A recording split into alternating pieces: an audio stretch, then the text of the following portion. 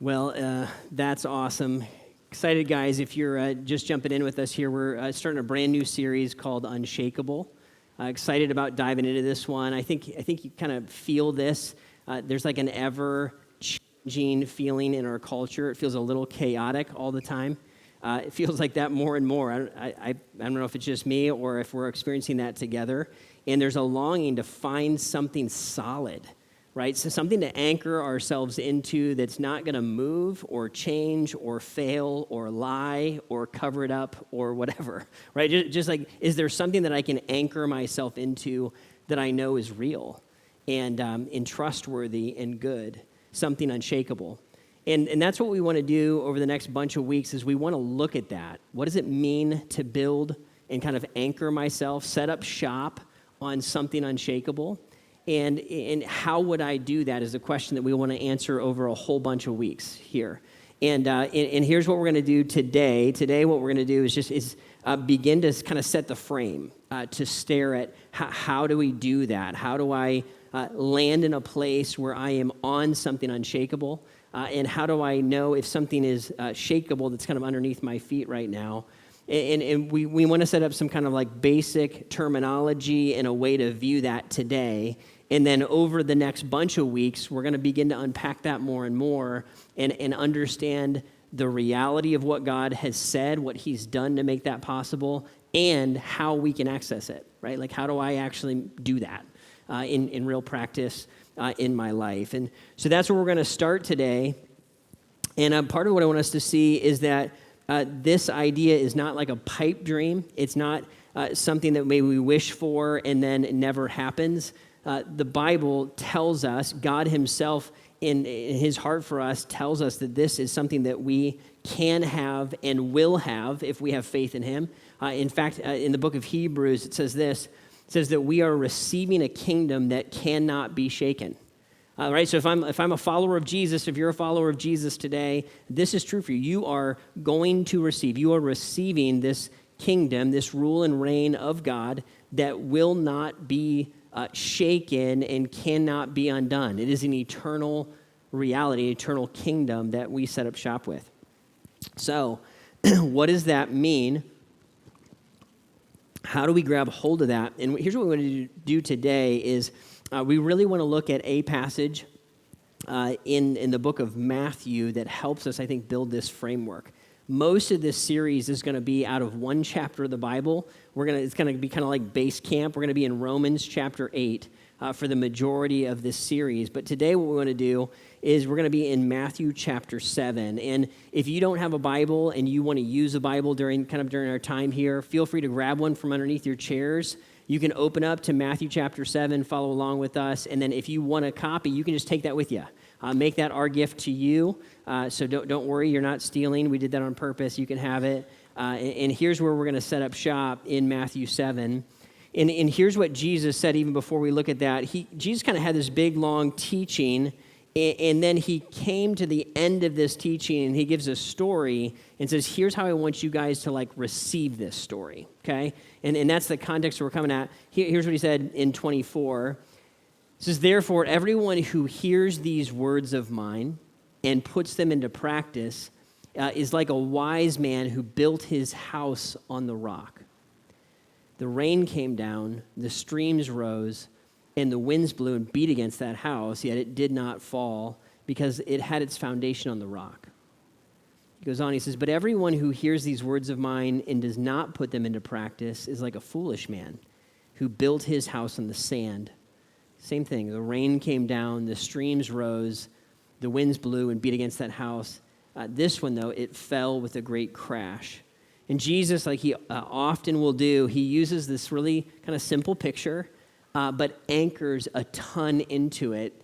And here's what we're going to do. I want us to just kind of see this. Here's what Jesus is saying. He just said a whole bunch of stuff.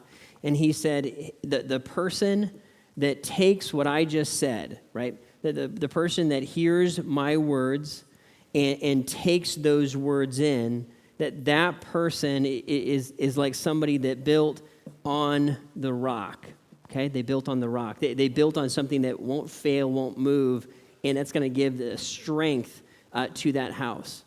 he says, the person who just heard what I said, my teaching, my voice, that person is like a person who built on the sand, right? Who built on the sand. And I don't know about you guys. I mean, when I read this, I remember reading this for the first time, at least the ballpark of it. I didn't grow up in the church, and so I started reading the Bible as a young adult. And I remember thinking, like, who does that? Who builds a house in the sand, right? Nobody's going to do that. That's crazy. And that's probably how most of us tend to think of it. When we're thinking about sand, probably even as you heard that, if you heard it for the first time, or maybe you've heard it 100 times, probably most of us have in our minds when we think of sand as like fluffy beach sand, right? Like if you've been to the beach, you've seen pictures of the beach, fluffy sand that you're like, nobody would ever build anything on that. When the disciples and the people in Jesus' time and in his place there in that kind of the Mediterranean world, when they heard sand, they would not have thought white, fluffy beach sand. What they would have thought is they would have known that about 9 months of the year, it would often be the dry season, and the riverbeds would empty out, and there would be a layer of sand underneath that was left, and that sand would get baked in the sun. And it would actually look solid. It would look reliable. It would look like, man, I could build something on that thing, right? That looks pretty good to build on. And it would not look like fluffy beach sand. Here's the trick of it. He's going to say, the person who hears my voice and doesn't do anything with it, they're likely to get tricked by the norms of our world. They're likely to set up shop here on kind of the convenient place to build the house. I don't have to go very far. It looks pretty solid. It looks good enough. It's flat. Probably lots of other people are going to think the same way and set up shop here. To go to the rock, I either have to do a couple things. This is really helpful to know. I probably have to go a little further out and further up. I got to go. It's going to be harder. Less people are probably going to do that. Or I have to dig down through the sand to get to the rock and anchor into that thing. Does this make sense? This is convenient, easy, popular, seems to make sense to everybody. This is less common, harder, and takes a deeper commitment to anchor into. And this is where Jesus is setting up shop. He's not trying to give us a lesson on, like, don't be a dummy and build a house on the fluffy sand. Nobody's going to do that. What he's really getting at is this.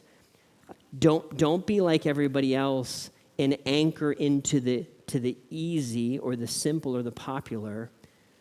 The people who hear my voice and believe me are going to end up in a different path. Earlier in that same passage, he would talk about broad is the way that leads to destruction. Narrow is the way that leads to life, and few find it. And so he would know that everybody hearing what he's saying, this is making sense to them. Hearing my words is easy. Living in them and living on them is a very different thing. And Jesus is going to land his conversation with this picture, and he's going to help people understand when you listen to me and you set up shop on the unshakable, people are going to think you're kind of overkill. Why go to such great lengths? What's the big deal? Why don't we just build here?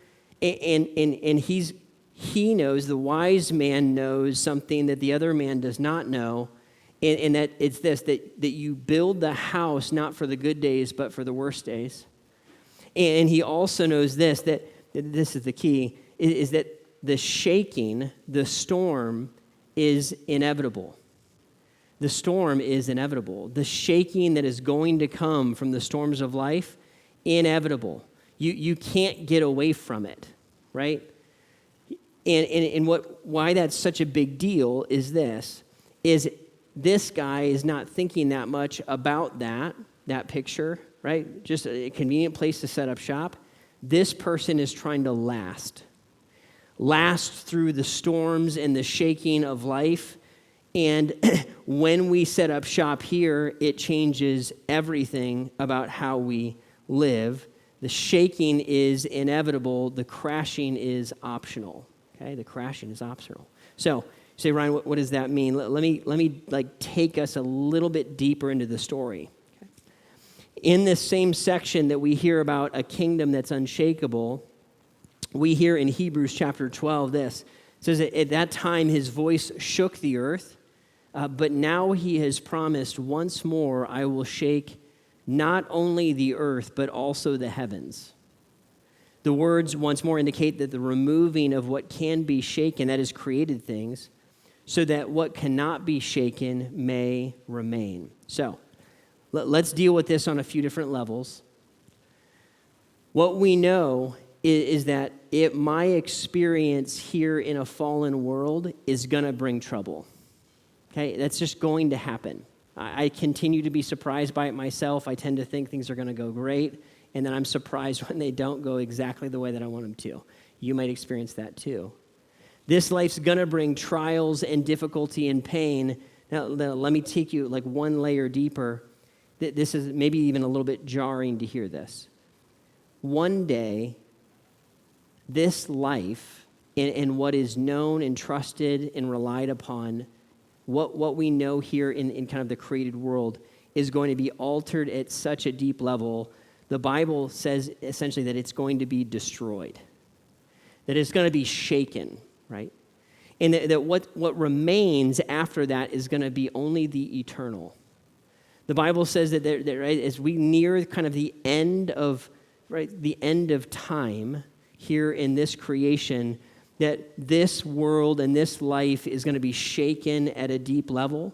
The Bible says that, that the heavens, and there's going to be a new heavens and new earth, that the current one is going to be destroyed. And what the implications of that are enormous, enormous. So in this life, before that day comes, we are shaken by the trials and the difficulties of life, the normal run-of-the-mill fallen world stuff. Right? It's going to be, life is hard, it's challenging, we get sickness, we get all kinds of stuff. As we go even further, eventually all that we know is going to be shaken at the deepest level. And I don't know about you, this whole line of thought here is very challenging to me. It's very challenging to me. In fact, I was teaching a group of middle schoolers a few weeks ago on some of the book of Revelation. That's fun to do, by the way. Right? And most of them were hearing some of the concepts that I just shared with you for the first time. And they're like, wait a minute. Like my book bag is going to be destroyed by fire? I was like, kinda. Yeah. Right? Their eyes were getting bigger. I was like, I'm going to get emails from parents for sure, right? On this one. But here's what happened. Here's what happened. As we were unpacking it, here's what I saw happen kind of in the room. These middle school students were thinking, or initially they thought about their stuff, right? Because they have a little bit of stuff, and you and I have probably a little bit more stuff. And they started thinking about, all my stuff's going to go away. Like, I like my house. My house is going to go away. I'm like, you're going to have a better one, okay? You're going to have a better house. It's going to go away, but it's going to be better. And what I started to realize, here's what I watched happen in the room. I started to watch them take kind of like their grip on stuff and to start to release it. And I saw them make a shift from what is temporary to what is eternal. The things that are going to last in this life. And part of what I've got to do is when I start to know that what I'm dealing with is temporary, it changes how I deal with it. Right? It doesn't mean that we don't take care of things, or that we still have to be responsible stewards for the stuff that we have. And, man, if it's not going to last forever, it changes my view of it. I was showing my friend a picture of our kitchen. We've been in our house for 10, 11 years or whatever, and we had this kitchen, and you guys, if you live somewhere, you want to make changes to where you live, and you're thinking, hey, wait, someday, if we ever have the money, maybe we'll do a project in there, and the money never comes, and you don't do it. And so you just live with like these things that you don't quite like about maybe the place you live or your car or whatever. But We had these cabinets in our kitchen, and somebody tried to like make them distressed and looked old. It didn't work. They just looked yellow and dirty. Okay, it was like gross, and I was like, I hate that. Right? It just looks awful. And Lori and I would talk about it. Look at our cabinets. Bleh. Right? I mean, we're just like, one day those are going to be gone. And we really loved, we had like, it was built in an old house. We live in an old house. It's like 60, 70 years old or whatever. It had hardwood floor. We're like, man, I really love that hardwood floor. That's awesome. Well, one day, our son wakes up, and the pipe to the dishwasher had this little hole in it. And we ran the dishwasher overnight. And so pressurized hot water ran and sprayed super hard in our kitchen all night long.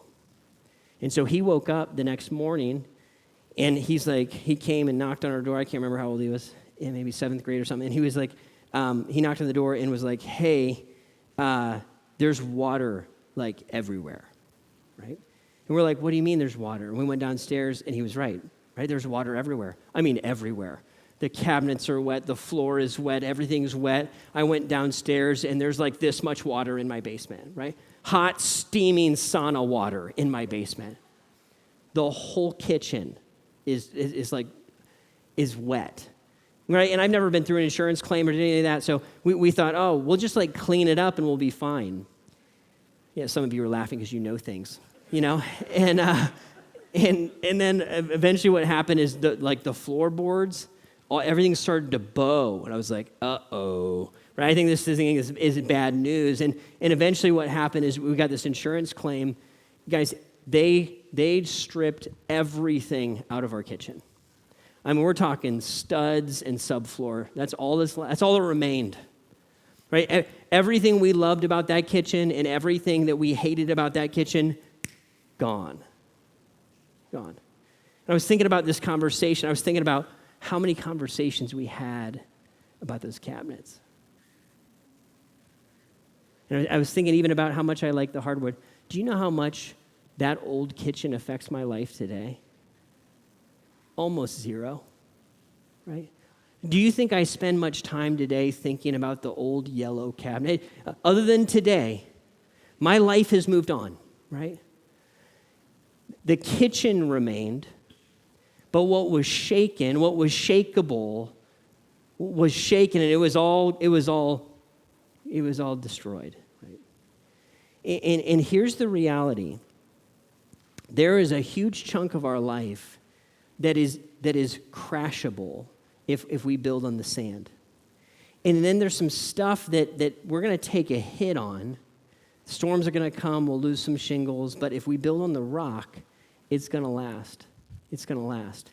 And that's what Jesus is pointing at, is he's helping us get a hold of this, right? That if I hear his voice and I build my life here, if I transfer more and more of what I invest into and what I think about and what I do on what Jesus has said by faith, then this is actually going to make it. It's going to be eternal. And let me just spell a few things out before we move on. When the way that you get right with God, just to clarify, it's not by earning or being a good person. No one has ever been good enough to ever get right with God on their own. The only way that anyone has ever gotten right with God is by faith. And from where we sit today in history, the way you get right with God by faith is you look at what Jesus has done, the fact that he lived a perfect life, died an innocent death, died and buried, right? That he gave himself, and he did that to pay for your sin and mine. And then he rises from the dead, and he looks at us, and he's like, I will offer you life if you want it. If you will trust me that my life paid for your sin, and that I can offer you life, then you can have life in my name, and you can have forgiveness of sin. And here's what I want you to see. And you are now on the rock. Your life and your hope and your future is built here.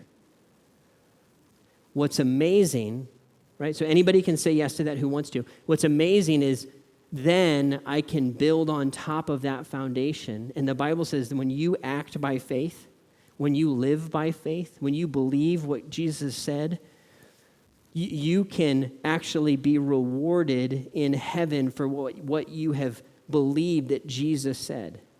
One day, Jesus is going to look at you and me, and what he's going to do is he's going to reward us for what we did by faith. He doesn't look at us and say that you're good enough to get into heaven. He did that. And then he invites us to build on this foundation by believing. Jesus would look at us and say, don't stack up or build up treasure on earth where moth and rust destroy, but put your treasure in heaven, right, where it is secure and it is unshakable, so to say. So you and I, when we live by faith, we are anchoring and building our house on the rock. And by the way, that's not just something you do at church. It's not even something that you just do that's part of it. It's not even just something you do when you read the Bible. That's part of it. Right? It's not even something that happens when you give money to the church. That's part of it. It's an everyday thing. Here's what I want you to know. If you're investing in your faith right now in Jesus, what Jesus is inviting you into is not just to be a part of a religious club. He's not just inviting you to be a good person. He's saying, I want to invite you into something that you can invest into and build your life on, and it will never fail you. It can get you out of bed in the morning, and you can have purpose that will drive all of your days. When you, by faith, look and say, I'm going to do whatever it is God has asked me to do in my life right now. Maybe it's being a stay-at-home mom, or it's being a student, or it's doing whatever it is you're called to do. And you look and say, Jesus, I'm going to do that as if doing it directly for you, like you're my boss. What you're doing is you're building your house on the rock. That can't be taken from you.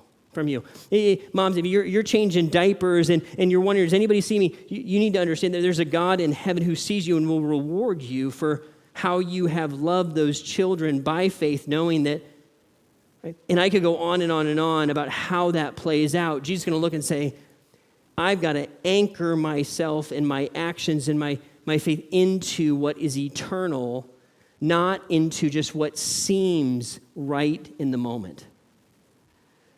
What that's going to cause me to do is I'm probably going to say no to most of the offers of my culture. When my culture looks at me and offers me, hey, here's some cheap thrills. Just stay busy and occupied and distracted with all of this stuff and all of this entertainment. You're going to say, I'll take a little bit, but I'm not going to take all of that because I've got purpose to get after. I'm not going to just spend my money on the things that I want my culture is going to spend money on. I'm going to look and say, no, that's building on the sand. I'm going to think intentionally with wisdom to use my resources the way that God wants me to use them. And on and on and on. But Ryan, everybody's doing it. Don't you know everybody lives together before marriage? Sand. You want a solid marriage? Set up shop. Right? Don't you know everybody is... I want to look and say, I know it seems right. I know it seems like it's going to hold. Add some time and the reality of a fallen world, and if you get all the way to the end, it will be destroyed, and what we're going to be left with is pain. Or I can anchor in over here on the rock. Here's the reality. Here's the reality. Storms don't test houses. They reveal foundations. The storms in our lives don't test houses. They don't test my life. They reveal my foundation. The reality is storms are going to come to both houses. It's inevitable. We live in a fallen world. Eventually, we're going to face the reality of the end. When those storms come, my foundation and where I've put my life is going to be revealed.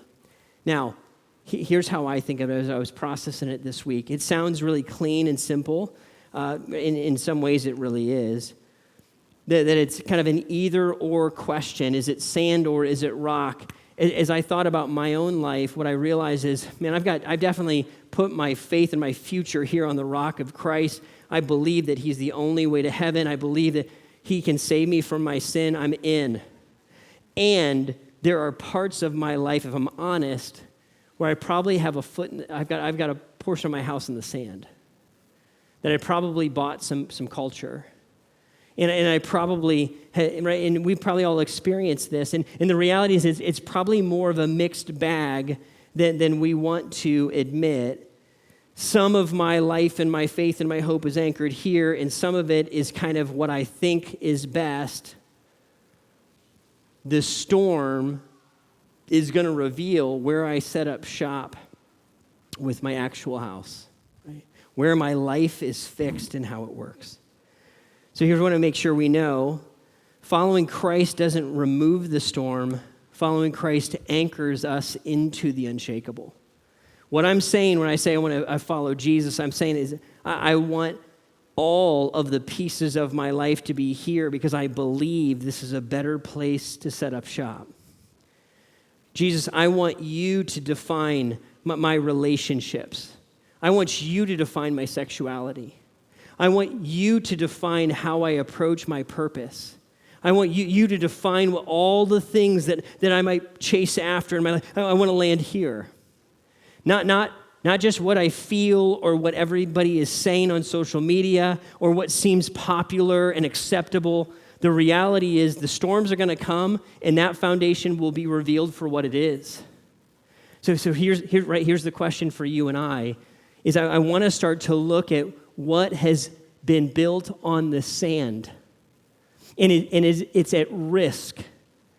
And I might look at it and say, man, I want to get a hold of that, and I want to transfer this foundation. I want to move it over here so that it is not at risk of crashing and falling apart. How do I begin to do that? Right? Last thing that Hebrews tells us here is this. It says, therefore, since we are receiving a kingdom that cannot be shaken, let us be thankful and so worship God acceptably with reverence and awe, for our God is a consuming fire. Our God is a consuming fire. And what would happen here in the book of Hebrews is that reference, our God is a consuming fire. Here's what you don't need to worry about. God is not against you. He doesn't hate you. He's not trying to destroy you, none of that. Here's what he is, though. He is jealous for you and me. He's jealous. Jealous. What do you mean jealous, right? He's jealous for my heart. He's jealous for my mind. Like a healthy marriage relationship, like a husband or a wife would look at the other one and say, I actually deserve your heart. And I'm not going to share it with anybody. You're mine and I'm yours. We're just Valentine's Day, right? Hopefully you guys did okay. And right? But you're mine and I'm yours. We are for each other. And I'm not willing to share you with anyone else. God of the universe is going to look and say, I am your God.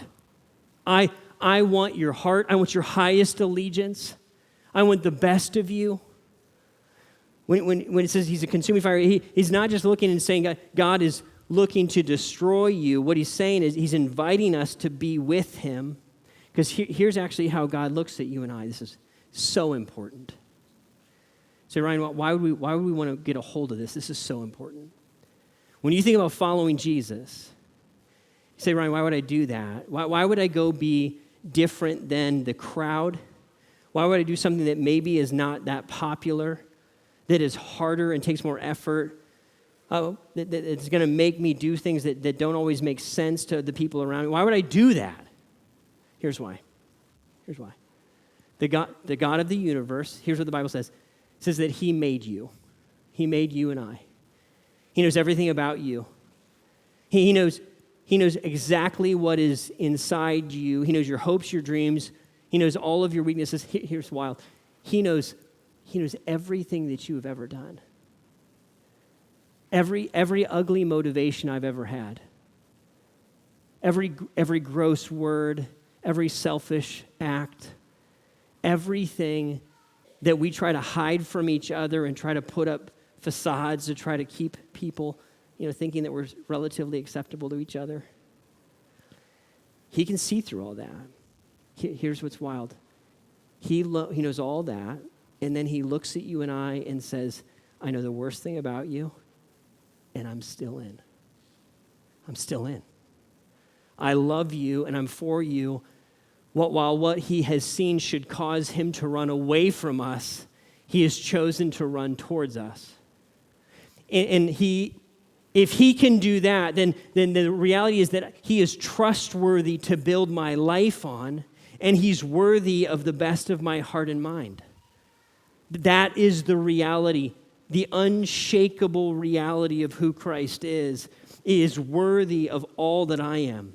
If he would love me enough to die for me and forgive me for my sin, then certainly I can trust him with my money, my sexuality, my life purpose, my comfort, my convenience. Even though I might have to sacrifice pieces of what I think I'm drawn to or what my culture says, I'm going to look and say, Jesus, I think you know best. Even more than my feelings. Even more than what I want.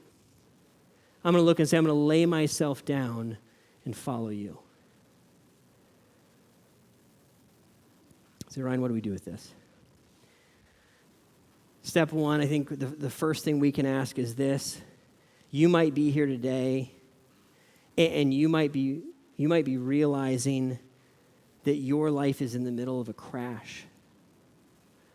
I know some of us, we might be here, and things are crashing.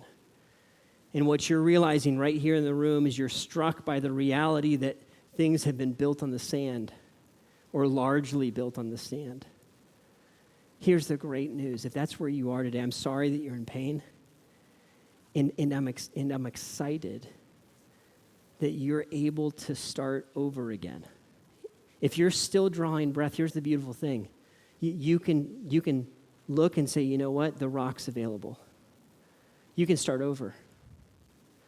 I know it's painful, but here's the beauty and the hope. You can start over in a place that you know will not fail you. It will not fail. It will not leave. God will not abandon. He will not forsake. He invites you to know that whatever you put here is solid and stable and trustworthy. You will never have to worry that that's the case. If you're here and your life has been built here and maybe you're experiencing a crash, maybe you're not, one decision you could make is to say, I'm going to choose the rock today for the first time. I'm going to receive the forgiveness of my sins. I'm going to believe what Jesus said. And I'm going to start my house over right here at the foundation level. I remember making that decision as a young adult. And I remember thinking, I've already got a lot built here. I'm a couple stories up. You want me just to throw this all away? Yep, it's going to crash anyway. Throw it away, start back over from scratch, and look and say, Jesus, I'm in. I'm in. I'll receive the forgiveness you died to give me, and I'll follow you. Some of us are here, and you're probably more like me, and you're looking at the reality that you know this is where your faith is, but if you're honest, there's some pieces of life that are anchored into some sand. Somebody after the last service said, Ryan, I got some sand on my toes. I hear you. I hear you. What's wonderful is God in his grace invites us to say, hey, come on over. Leave that foundation, pick a new one, build over here. And today I can do that. You can do that. You can be open to it. I know we're not answering all the questions. We're probably creating more than we're answering today. But would you be open to recognizing the thing that needs to happen is I got to move stuff from the sand to the rock. And that's going to probably feel scary or hard. But if I have faith, I can know that I'm building in a place that won't fail. Okay, here's the last thing. Here's what I would love for us to do. Okay, here's your takeaway. I'm going to do this too. What I would love for us to do is to read or listen to Romans chapter 8 every day from now until Easter. Okay, every day from now until Easter. You can read it. You can listen to it. I looked it up on YouVersion. To listen to that chapter takes 6 minutes and 19 seconds. Okay? If you do 1.5, It's 4:13, okay? It's not a sin. You'll be okay, okay? Every day, for the next, whatever that is, 6 or 7 weeks, 5, 6 weeks. I said 6, 7. I just realized it. Dang it. Teenagers busted me. It's great. Okay, so, right, however many weeks from here to Easter, right, you're going to do that. And here's what's going to happen. God, like kind of like those middle schoolers in the class started to experience it. You're going to move. You're going to move, and your heart and mind is going to move to the eternal more and more. We're going to start to see, because our culture is so loud and distracting, its offers are coming at us so hard and fast that I've got to counter that with a glimpse at the eternal, to see what's coming, to see what's available, to see what Jesus has already done for me, to see how absolutely trustworthy this one is. And in light of that, I see how fragile and foolish this one is. Romans 8, every day from now till Easter. Check the foundations, anchor in that habit for the next bunch of weeks. The band comes up. Would you wrestle with the Lord a little bit about this? Confessing and owning wherever your foundation is, me too. We'll praise and sing together. Would you pray with me? Lord, thanks for telling us the truth. We would not know, Lord, I certainly didn't know before hearing and learning about who you are, where to put my life. I longed for a foundation, God. And Lord, so many of us here, I think, feel that, to know that where we set up shop is going to hold. God, thank you for showing us how to do that, for just leading us directly to your heart, your vision, into what you said would bring blessing and reward in some ways in this life and in the life to come. You promise, God, a peace that surpasses understanding even in the middle of the storm. You give us self-control to take care of the things you've put in our hands, even while we know that one day those things are going to wear out. God, I pray that you would speak to us this morning. Help us to believe and to trust your heart for us, and to know that your way is the very best way, as you're jealous for our hearts, our minds, and our lives. Meet us here, Lord, even now.